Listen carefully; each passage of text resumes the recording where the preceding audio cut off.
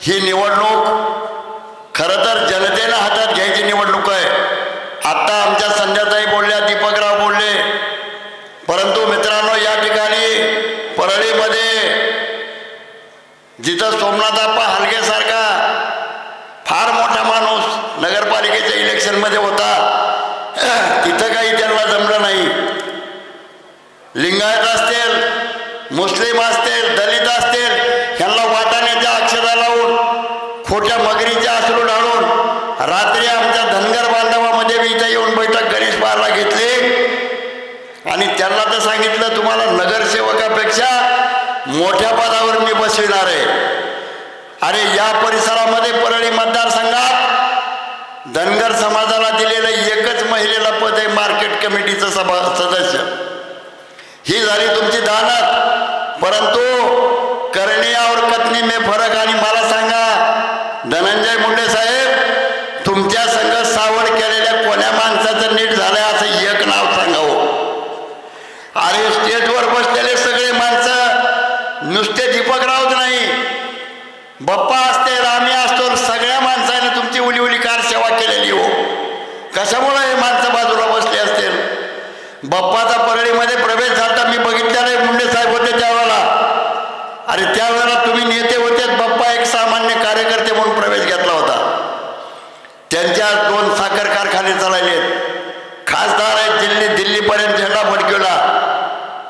पण तुमची एखादी गणेश पारला असेल, शंकर पार्वती नगरमध्ये असेल, कुठं असेल, पिठाची चक्की जरी एखादी चांगली असली तर सांगावं. तुम्ही वाटण्या करून घेतल्या. जगमित्र तुम्ही घेतला, वैद्यनाथ पंकजाताईला दिला. जगमित्राला कुलूप लावलं सुतगिरणीला, पुन्हा वैद्यनाथाच्या मागे लागले, तिथेही कुलूप लावलं. तुम्ही तिथं आले नसते तर वैद्यनाथ कारखान्यात चालला असता हळूहळू. पण सगळं कुठेही सोडलं नाही तुम्ही. वैद्यनाथ कॉलेज सोडलं नाही, वैद्यनाथ कारखाना सोडला नाही, जगमित्र सूतगिरणी सोडली नाही, असं कुठेही एखादं नाही. आता मलाही 2.5 वर्ष तुमच्या बरोबर खुर्ची टाकून बसायची बाप्पा होते आमच्यासोबत, संधी मिळाली. एक माणूस सांगा की तुम्ही ज्याचा जीर्णोद्धार आमच्या अहिल्याबाईंनी इथं वैद्यनाथ मंदिराचा केला आणि तुम्ही रात्री आमच्या धनगर समाजाला म्हणलेत तुमचा जीर्णोद्धार. आत्ताच आंबेडकरांच्या, बाबासाहेब आंबेडकरांचं सदन 100 वेळा उद्घाटन झालंय म्हणले.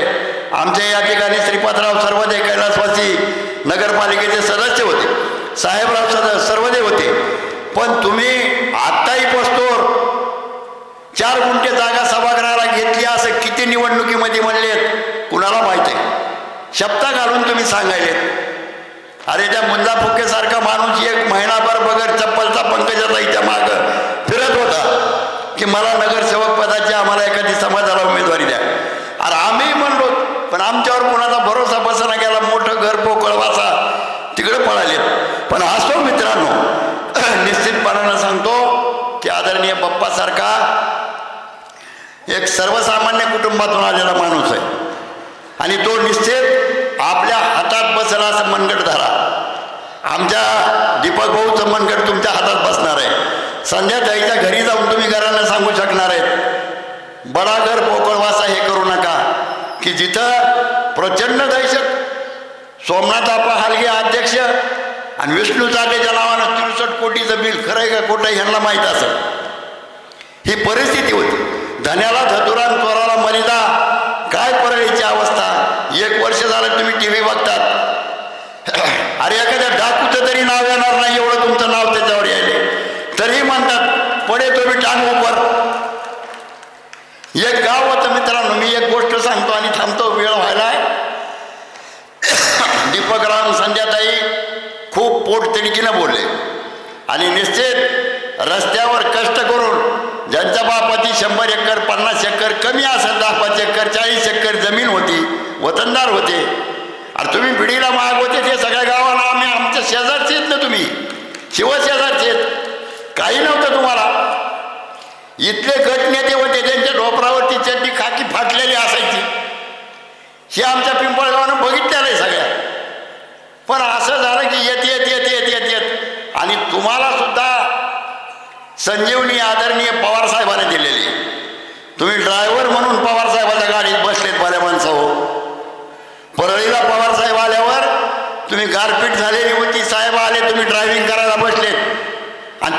दिला लावला आणि घरात शिरलेत. अरे एकुलता एक लाल दिवा राष्ट्रवादीला असलेला तुमच्या हवाली केला. महाराष्ट्रात फक्त एकच दिवा होता धनंजय मुंडेला, तो पवार साहेबांनी दिला आणि तुम्ही तिथंच तगडं वर केलं. तुम्ही कुणाला सोडलंय सांगा ना. गोपीनाथ मुंडे पासून ते बजरंग बाप्पापर्यंत, दीपकराव देशमुखापर्यंत कुणाला सोडलंय का? आमच्यासारखे तर किती चेंगरले, पांगरी कॅम्पवर मारले, कुठं ठोकले, लाखो आहेत असे. पण असं होतं मित्रांनो, एक गाव होतं, तिथं असा एक डॉन राहत होता. ते मला दिवस इकडून निघाला, गणेश मार्गून नाही, तिकडून बस स्टँडकडून निघाला, हो म्हणावं लागत होतं. काय म्हणेन ते हो, नाही तर बघतो. वाळू त्याचीच, राख त्याचीच, जर्द्याची एजन्सी त्याचीच. परळीमध्ये आल्या एखाद्या व्यापाऱ्याला एजन्सी ठेवली का? एक तरी एजन्सी? किती घरं परळीतून सोडून गेले. या ठिकाणी प्रतिष्ठित माणसामध्ये हलगे कंपनी होती, सोमनाथाप्पा होते, प्रभुआप्पा होते, सरदारजी होते, गोविंदबाप्पा व्यवहारे होते. अजून असे कितीतरी नावं घेता येतील. एनके मालकासारखा माणूस होता, पण त्याचं तुम्ही सगळं भ्रष्ट करून टाकलं. आणि उचल्याचं इथं जशी देवाची आळंदी आणि चोराची आळंदी, तशी परळीला चोराची आळंदी धनुभाऊ तुम्ही केली. त्या गावामध्ये असा डॉन होत आहे. आणि मग काही झालं त्या डॉनच्या घरी, आमच्याकडे खुरपायला बाया इथल्या परळीतल्या नेत होतात आम्ही आठवणं. आस्त्याला आले तर मला माहीत नाही, अनिता पाथरकर, सर्वदेबाई होत्या, भाभी होत्या आमच्या मुस्लिम समाजाच्या, अशा खूप होत्या. त्यांनी सांगितलं एक दिवशी, म्हणलं आम्हाला घरी राहायचे का? बंगल्यावर बोलू रे म्हणल्यावर. अरे म्हणलं काय 300 रुपये रोज पडायला इथं, कशाला घरी राहतात? त्या म्हणल्या पण नाही, जाऊन जमत नाही ना निरोप आल्यावर. मग दुसऱ्या दिवशी विचारलं काय दिलं? त्या म्हणल्या 40 रुपयाची साडी दिली मायावाला, हळद कुंकू लावलं. 300 रुपये बुडाले, 40 रुपयाची साडी. मग त्या म्हणल्या नाही म्हणायला टाप नाही, नाही म्हणाल तर मारतेत. आणि तसंच मग त्या डॉनचं असं होतं की एके दिवशी काही माणसं दीपक नानासारखे, बजरंग बाप्पासारखे त्या गावातले गावाला गेलेले होते. वापस आले, बघते तर सगळं गाव रडायले. ते म्हणले काय झालं गावात? सगळं गाव रडायले. अहो ते म्हणले बंगल्यावरचं कुत्रं मेलंय, तुम्ही बी रडा. माणसं म्हणले कुत्र्यामुळं? अरे म्हणले नाही ना, तुमच्या आली काय की पायाकून रडा. म्हणले बंगल्यावर जाऊन उलिसक रडून दाखवा. हे गेले, लय चांगलं होतं म्हणून सगळं गाव रडायलं. पाहुणा एक आलेला माझ्यासारखा, म्हणला काय मूर्ख च्युत्या गाव आहे हो. आणि आपल्या गावाची परळीची घंटा च्युत्यात निघाली ना ह्या कुत्र्यामुळं, रडण्यामुळं. पण अशी एक वेळ आली एके दिवशी की त्या दिवशी ते डॉनच मेला. एक माणूस रडा, बाहेरचे माणसं म्हणाले आता कुत्र्याला इतकं गाव रडत होतं तर हे जेलमध्ये गेला, त्याला किती रडते कुणाला माहीत. थोडा वेळ रडले पण पुन्हा गप बसले. ही परिस्थिती झाली आणि एकही माणूस रडाना. ते म्हणले आता दाबच गेला. तसा आता आपल्या परळीचा सगळा दाब गेलाय. सगळ्याची बेरीज वजाबाकी करायची वेळ आली. मुस्लिमाला वेगळं, दलिताला वेगळं, धनगराला वेगळं, मराठ्याला वेगळं, अजून कुणाला तुमचा हे असा माकडाचा खेळ आता बंद करायची वेळ आली. तुमची सावड केलेला एक माणूस नीट झालाय असं दाखवा. सगळ्यांनी तुमची सावड काढून टाकली. गारावाळ्यासारखं तुम्हाला शिवामध्ये बंदिस्त केलं इथं. अरे नारळ फोडवायला कुणी बोलवी ना तुम्हाला बाजूला इथं खेड्यापाड्याला सुद्धा. ही परिस्थिती झाली. आणि मला कोण नवाजेल घरचाच बोवाजी. असे आपली आपली पाठ थोपटीत तुम्ही धनगरवाड्यात फिरायलेत, दलित वस्तीत फिरायलेत, चौकट फिरायलेत. पण मला असं आठवतं की देशाच्या पंतप्रधानांनी इकडे एकदा कुठेतरी म्हणले होते की बजरंग बली की जय म्हणायचं, ठोका हाणायचा. तसं आपल्याला सुद्धा उद्याच्याला निश्चितपणानं सांगतो की रावणाची लंका जाळायचा. मी एकदा इथं पार्टीच्या मिटिंगमध्ये विषय केला. रावणाची लंका जाळणं वाघमोड्याचं, दीपक देशमुखचं आणि राजाभाऊ फडचं काम नव्हतं. त्याला बजरंग बली परळीत आपल्याला आले. निश्चितपणानं ही आपली रावणाची लंका जाळणार आहे. आणि तुम्ही सामान्य माणसं बसलेले पुढे, त्याच्यातले पुढच्या वेळेला 4-2 नगरसेवक आमच्या महिला येतील, तरुण पोरं येतील की जे रिक्षावाले असतील, अजून कोणी असतील, असे निश्चितपणे येतील. आणि सर्वसामान्यच्या घरापर्यंत हे मोकळीक देण्याला, बिर्ड फोडायला आलेला आपला बजरंग बली खासदार साहेब आहेत. त्यांचा निश्चितपणानं आपण सन्मान करा. असं काही होत नसतंय. ही लोकशाही आहे, 75 वर्षाची झाली आहे. त्याच्यामध्ये जर आपण इथं बोलू शकत नसतो, कुणी येऊ शकत नसतं, अरे दीपक देशमुखवर दवाखाना केला का, तुम्हाला काय काय लोकांनी केलं त्याची गणत आहे का? आणि हे काढण्याची आशा ह्याच्यामुळं सगळं मीच केलं असं म्हणणाऱ्या माणसाला जागा दाखवायची वेळ आली. आत्ता काँग्रेसच्या 5 नगरसेवकांनी झालंय, अजून 48 तास शिल्लक आहेत. मला वाटतं त्यांचे बी अर्धे नगरसेवक बाप्पा तुमच्यापाशी येऊन पाठिंबा देतील. अंधारात तर ते बोलायला तर आमचं काही खरं नाही. गदा डोसक्यात आमच्या बजरंगाची पलडी म्हणून सगळ्या परळीमध्ये चर्चा सुरू झालेली.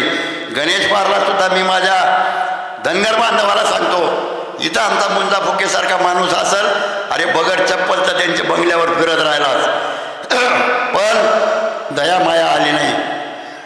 निश्चित मला माणसाहो मुकामार द्यायची वेळ उद्याच्याला आलेली. आणि काय आलं तर पैसे आदले, दारू, चपटी मापटी काय आली, बेकाराला धोका देण्यामध्ये काही वेळ नाही. तुम्ही त्यांचं घ्या आणि मुकामार असा द्या की तुतारीचं बटन दाबा. आणि देशातलं एक पवित्र नाव कोणतं असेल तर आदरणीय पवार साहेबाचं आहे. बाप्पा इलेक्शन झाल्यावर पुन्हा जर दोस्त हे तुमचा माझी दोस्त पुन्हा तिकडं आला तर दरवाजा बंद करून घ्या, एवढीच विनंती. नाही तर पुन्हा तुमच्यापाशी बसायचा आणि दीपकरावला आम्हाला मुख्य हरायचा, असं होऊ देऊ नका. का तर जे घर निघायला भादर आहे, कुठं एक घर सोडलं नाही, पण कुठं नीट ठेवलं नाही. अरे तुमच्या घरापासून अवदशा सुरू झाली. कोण मला सांगा, एखाद्या शेजाऱ्याने तरी आपल्याला नीट म्हणावं. घरूनच तुमच्या बायकोपासून सुरुवात झाली, इथून सुरुवात. हे बोलायला लावू नका मला, पण ही वस्तुस्थिती आहे. आज प्रत्येकजण बोटं मोडून सराप द्यायलेले त्यांच्या घरातले माणसं आहेत. हे नक्की तळतळाट लागणार आहे. अहिल्याबाईंनी जसा इथं जीर्णोद्धार मंदिराचा केला, बाप्पा तुम्ही या परळीचं खाटकाच्या दावणीचं बिरडं फोडायला येणारे पहिले खासदार ठरलात. एवढं याबद्दल तुमचं अभिनंदन करतो.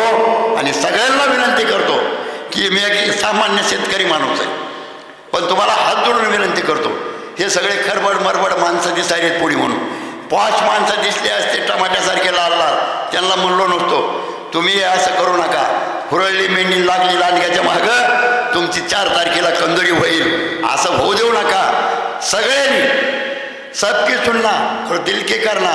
मुस्लिम असतील, दलित असतील, धनगर असतील, मराठी असतील, तुतारी समोरचं बटन दाबा आणि निर्धास्तपणानं आमच्या पॅन्डॉलमध्ये या. तुम्हाला निश्चितपणानं या ठिकाणी दगाफटका होणार नाही.